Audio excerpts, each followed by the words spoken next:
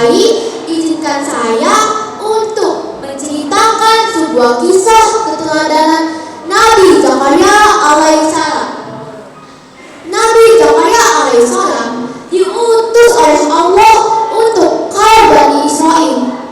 Ia berdakwah dengan sabar.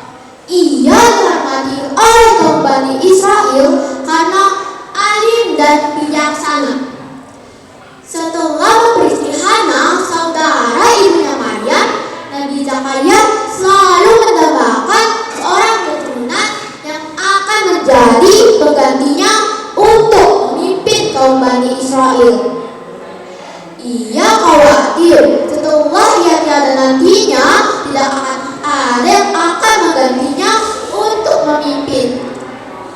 Ia takut kaumnya pun akan kehilangan pemimpin dan kembali kepada cara-cara hidup mereka yang penuh kemaksiatan dan penuh kemungkaran. Bahkan mereka bisa saja mengubah syariat Musa dengan menambah atau mengurangi isi kitab Taurat sekehendak hati mereka. Sebagai manusia juga, ia ingin agar keturunannya terus tersambung dan tidak terputus dari generasi sepanjang Allah mengizinkannya dan memperkenankannya. Nabi Zakaria alaihissalam memiliki seorang keponakan perempuan bernama Maryam. Maryam telah diasuh oleh Nabi Zakaria sejak ia masih kecil. Maryam ialah sosok perempuan yang rajin beribadah dan tidak pernah berbuat maksiat kepada Allah Subhanahu wa Ta'ala. Awalnya Nabi Zakaria putus asa karena keinginannya untuk memiliki anak tidak dapat tercapai sebab istrinya ialah seorang yang mandul. Namun ia melihat Maryam yang selalu memohon perlindungan kepada Allah Subhanahu wa Ta'ala. Melihat perlindungan Allah Subhanahu wa Ta'ala kepada Maryam, Nabi Zakaria pun kembali bersemangat untuk memanjatkan doa kepada Allah Subhanahu wa Ta'ala.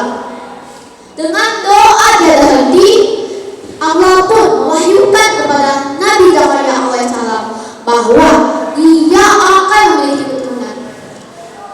Kelak keturunannya pun akan menjadi nabi. Allah Subhanahu wa Ta'ala berfirman, A'udzu billahi minasyaitonir rajim. Bismillahirrahmanirrahim. Fanadatul malaikatu wa huwa qaimun yusalli fil mihrab anna Allaha yubassyiruka bi Yahya musaddiqan bi kalimatin minallahi wa sayyidan wa hasura wa nabiyyan minas salihin.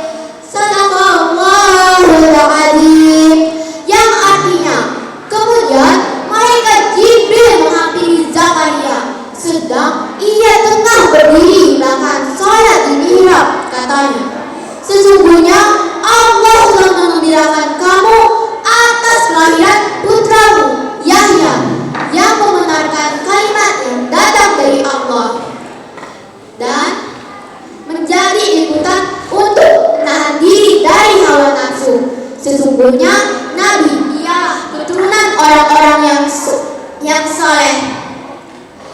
Setelah mendengar wahyu tersebut, Nabi Zakaria pun merasa bahagia. Namun ia bertanya kepada Allah, Ya Allah, bagaimana bisa memiliki anak sedangkan istriku ialah seorang yang dapat memiliki anak?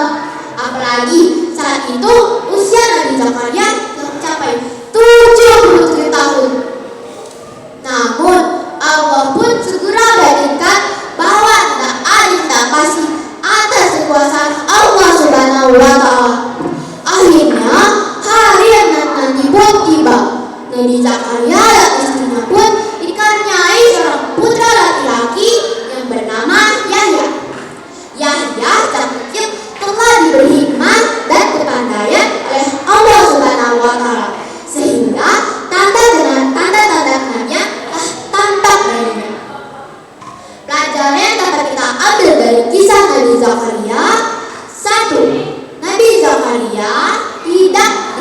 mencari keturunan hingga usianya telah tua.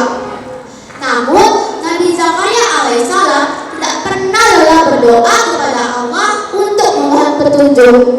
Kesabaran Nabi Zakaria alaihissalam patut kita teladani oleh umat manusia. Yang kedua, tidak boleh merasa putus asa dari rahmat Allah Subhanahu wa Ta'ala dan harus selalu optimis. 3. Nabi Zakaria alaihissalam mengasuh keponakan perempuannya yang bernama Maryam. Hal itu yang menunjukkan rasa kasih sayang terhadap keluarga dan kerabat.